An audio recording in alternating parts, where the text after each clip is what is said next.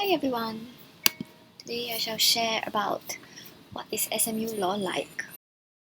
Just briefly, I think I will give an overview of the structure of how things generally work in SMU Law. So first, in uni, in SMU at least, we no longer call the courses that we take subjects, we call them modules, or in short form, it's like mod. So one mod just represents the number of hours you have to spend in class for that week. If it's one mod in SMU, it's typically 3 hours. So one mod means in 1 week, you will have to go for 3 hours of lesson. And each SEM, typically, we would take about 4 to 5 mods. Yeah, there are some people who would take 4, some people who take 5, sometimes even 4.5, or even 3.5. Yes, but for double degree students, sometimes we go up to 5.5 mods so that we can clear all our necessary mods in time. And how do you know which mods to take? It's basically your curriculum. So when you first sign up, there will be a certain fixed number of mods that you are required to clear in order to graduate. So that will be the compass that guides how many mods you should average in each SEM so that you will be able to graduate in 4 years. Each SEM we take both law mods and non-law mods. So what's the distinction between law mods and non-law mods? Law mods are mods offered by your law school. For example, contract law, tort law, company law. So all these are from law school. But non-law mods are mods offered by other schools. It may be from business school. Everyone that goes to SMU has to take a fixed amount of non-law mods, which are called core modules. So these modules are common to every student at SMU, regardless of which school you're from. In my time, it was like creative thinking, there's TWC, BGS. Yeah, it's like general mods that I feel don't really add to your knowledge, but you just have to clear it in order to graduate.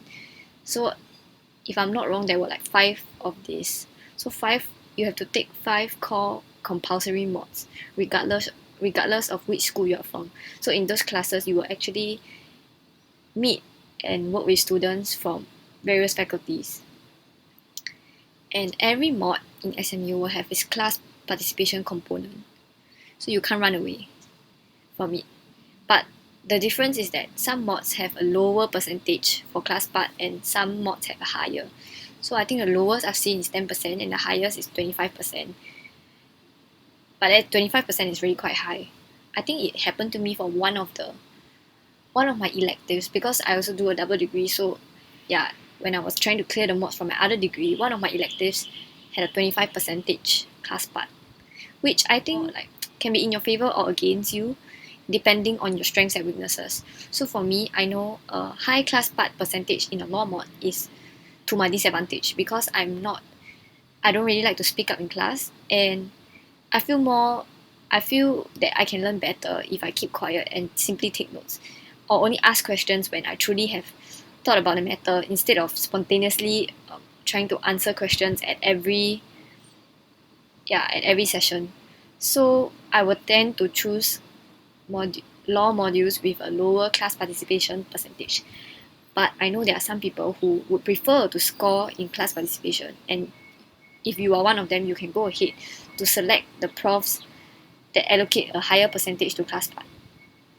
So my strategy is that for law mods, and for non-law mods, I will tend to choose the moderately higher class part percentage for like 15 to 20%, because I find myself being able to be more vocal during non-law mods, as in comparison to the other students, I tend to be the more vocal one.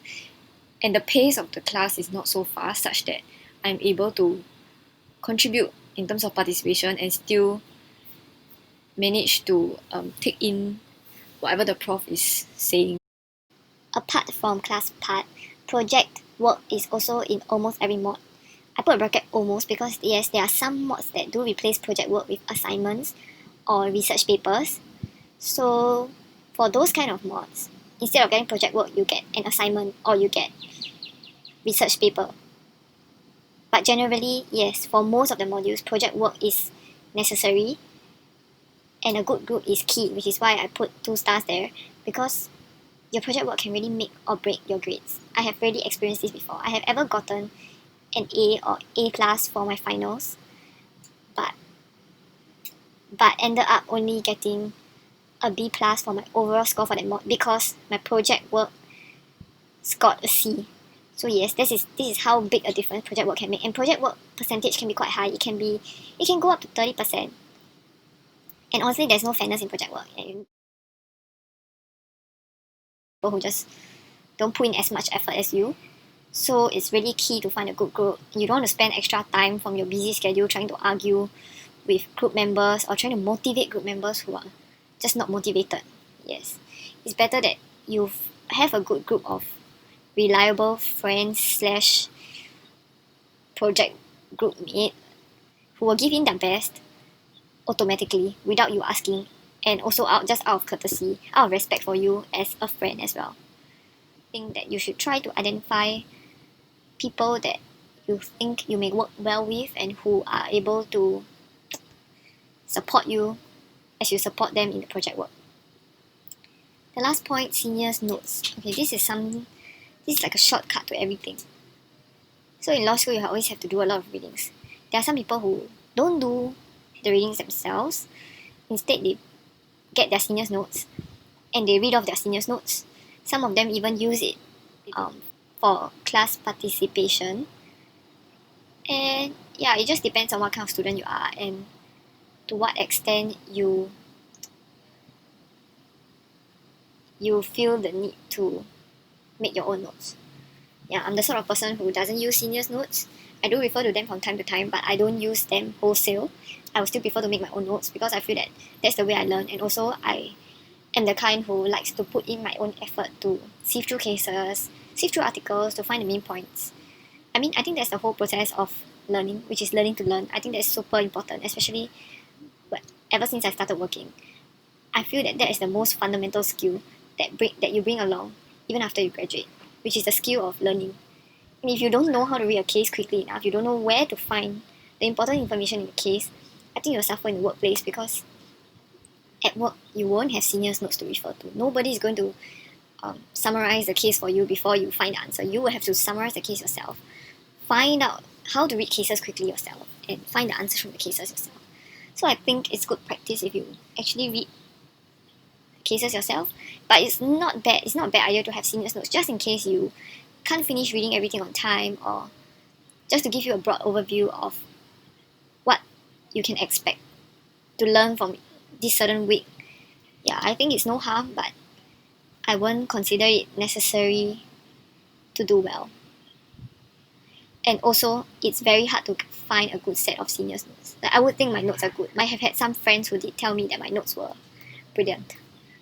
Humble brag here, but yes, because they have used them in their exam and they found it comprehensive enough. But it's really very hard to find a good set of seniors notes that fit your understanding and the way you learn, as well as the way you answer questions in the exam. If you really, really want to score well, I would say most top scorers, I believe, do not simply use seniors notes. They do make their own notes, or they do modify their seniors notes to suit them. So that is structure. Next, stressors. Stressors, like, what are the main things that cause people to stress out, right, in law school? You have to score at least 3.4 out of 4 to achieve a cum laude. So below that, there's no ranking, I guess. So there's cum laude, there's magna cum laude, and summa cum laude. So it goes higher. And the minimum is like 3.4. And 3.4 in SMU, it's between a B plus and an A minus. It's not low, and it's not always easy to attain also. So briefly, B is a 3, B plus is 3.3, A minus is 3.7, A is 4, and A plus is 4.3. Yeah, so in SMU, if you get an A plus, you actually do get a grade that is beyond the max score. Provided that, I mean, the max is you can only get 4. But the 4.3 is useful if you happen to get maybe a B plus. So 3.3 and 4.3 will pull your 3.3 up. But if you are already a straight A student, you're always getting 4 and 4. The 4.3 will not cause your GPA to become like 4.1 out of 4. So the max is still 4. Yeah, so you can see that if you want to get a cum laude, you must average B plus and A minus, which I think for my batch, it was like 50% of people were 3.4 and above. Yeah. My batch was about 160 people. So 50% means about like 80 people can get 3.4 and above. Yeah, but times have changed, I believe. Not sure what's the average score now. Another stressor, this is a more important stressor, which is to take the bar, you have to score a minimum of 3 out of 4, which means you have to get B at least on average. So yes, there will be times when people do get C, but that's not the end of the world yet. As long as your average out of everything, your GPA is still minimum 3 out of 4. And sad to say, there will be a few people who do not score this minimum, unfortunately. And in SMU, you are required to take certain like financial accounting modules, but it's very toned and watered down for law students, in my opinion. I mean, because I have a second degree that also involves me taking the more intense version of these mods, I would consider that the law version is toned and watered down. But I understand that not everybody is good with numbers. So there will be some people who suffer terribly with these modules and they score C's and even D's for these mods. So please do take note. And I would encourage you to study for these mods because you don't want to fall below the 3 out of 4 requirement. Third thing that will stress you are deadlines. You will have deadlines for project work, research paper. So project work I already elaborated on earlier. Research paper is basically you just have to do research on a certain topic or question. Some profs do give you a choice. Some profs don't give you a choice for the research paper. And research paper is super time consuming because you essentially have to search through LawNet for cases or even other databases for cases, textbooks, all that, to find the best answer for your research paper. And you have to present both sides of the argument. Usually it is an argumentative kind of research. Yeah, so it's similar to GP in that you will write for and against and come to a conclusion. But this time your for and against will have to be backed up not by examples of the world, but by examples of cases or like what other academics say. So this will be very time consuming. And usually the profs do try to release a question earlier in the SEM, but you realize that you will be drowning in your readings and your project work requirements and all those stuff as you try to meet the deadlines. So yeah, these will be some sources of stress. Midterms, yes. And sometimes on top of that, on top of having to do your project work and research paper, you also have to prepare for midterms. So on average, one semester in SMU is about 13 weeks, right? And I think week either 7 or 8 is a recess week, which means recess week is just a week where you don't have to go for classes, and it's just 1 week. And in that 1 week, you must catch up on a lot of things like your readings, your research paper, your project work. Yeah, it's like a struggle for time. It's a scramble for time, and sometimes your midterms are before the recess week, and sometimes it's after the recess week. I don't know which is better. Before the recess week just means that you have your recess week to focus on other things like project work and research paper. And after recess week, it just means that you have to spend your time during recess week you get to have more time to study for your midterms during your recess week. But it also means that your mind will be divided, right? You have to do your research paper at the same time as preparing for your project work and studying for midterm. So there's like more things ongoing during the recess week. Yeah. And I don't think we really get a choice. It just depends on the prof you choose and their style and what their preference is. But for law modules, I must say that law profs are quite smart in that the project work doesn't always come in at the end of the SEM. So there will be some classes, the project work start as early as the 3rd week. And the 3rd week's project will be on things that you study in the 1st week of class. So yes, they try to start the project work presentation going on early. And I think it is wise to choose the earlier weeks so that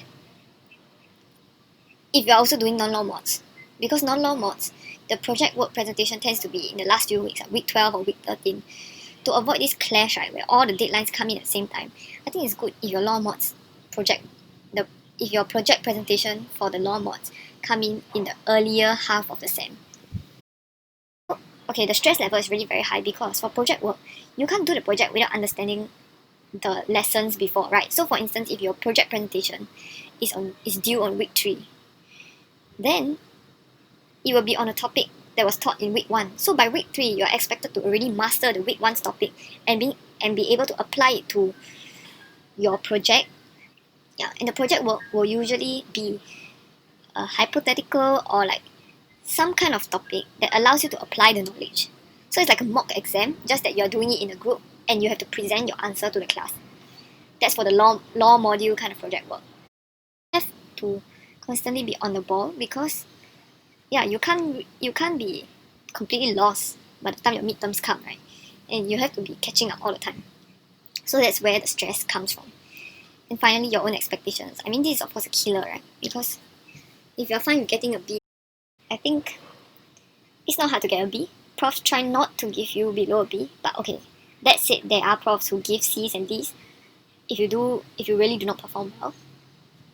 But if you expect to get an A minus, A, or A plus, I will say it's not an easy feat, and you do have to put in the effort and the hours to go through the work in order to get that kind of score. Unless you're some kind of genius, there may be some geniuses out there that don't really need to study and still can score well. But I don't believe that happens in law school. In law school, I feel rewards the intelligent and diligent. You can't just be intelligent. Yeah, I think primary school, PSLE, all these, they may reward the intelligent. You don't really have to put in much effort or to practice a lot of papers to score well. But in law school, you do have to go through your content. So you need to be diligent. And unfortunately or fortunately, most of our peers are intelligent. So yeah, I feel like unless you're like ultra intelligent, the main differentiating factor would be diligence. Yeah. So those are stressors for law school. And what should you invest in? I think a good screen monitor. This is something that I didn't get when I was a student because I always just studied in my laptop. But what I realized is that you eventually need a monitor for work as well. So why not just get it when you're a student, right? And it makes you more productive. You have a bigger screen to look at, and you can even use double screen. So you can use your laptop screen as well as the spare monitor. So you can refer to your notes on 2 screens, which I think is fantastic. But this is also provided that you study at home, I guess. You can't really bring your monitor to school. But yeah, I think it'll be useful regardless because you will have to use it at work eventually. Printer, I think it's a basic. You will need to print your exam notes. They're open book, but back in my time, we could not refer to other things on our computer, and we have to print out all our notes. And I think you don't want to have a mad scramble to use the printer. I mean, SMU has pretty decent printers, so if you're the sort of person who really studies in school all the time, then maybe you can skip the printer and just print it in school. But I think just for convenience and safety, like in the event where you just made a last minute change to your notes and you want to reprint all your notes and you're not in school, yeah, it's good to have a printer at home. And there'll be a lot of things that you want to print depending on how you study. Some people even print out cases, notes, readings. Yeah, but I'm not that kind of person because I'm all save the earth, right? And yeah, I try not to waste resources. So I only print out exam notes. Or I only print out things that are required to be printed out. Yeah, I don't print out cases and I don't print out readings. I'll just read them off my computer screen. Which works for me. But it doesn't work for everybody, so to each his own. Invest in a good laptop. You have to use a laptop throughout your university years. Like, you can't survive law school without a laptop, I think. If you want to handwrite your notes, I think, yeah, there's research that says handwriting your notes is really good and helps you condense everything. But I think for the purposes of law, it's not very sensible. Like, let's say if your prof quotes a particular paragraph in a case, how are you going to write so fast? How are you going to write the whole paragraph out, right? You may write the paragraph number, maybe assuming that your prof even mentions the paragraph number. Some profs don't.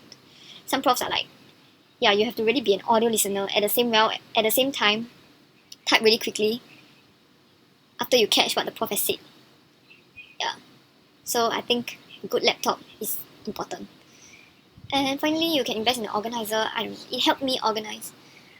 An organizer really helped me organize my time because there are a lot of things to get done. Or maybe because I normally take more modules than other people and there will be a lot of deadlines, multiple deadlines happening at the same time. And not to forget that, of course, you'll have your own social or personal life, right, where you make appointments with your friends. Yeah, and for me, a good organizer really helped me see at one glance what I have going on for me this week and what I can do to increase my efficiency for the week and how I should plan my time for the week.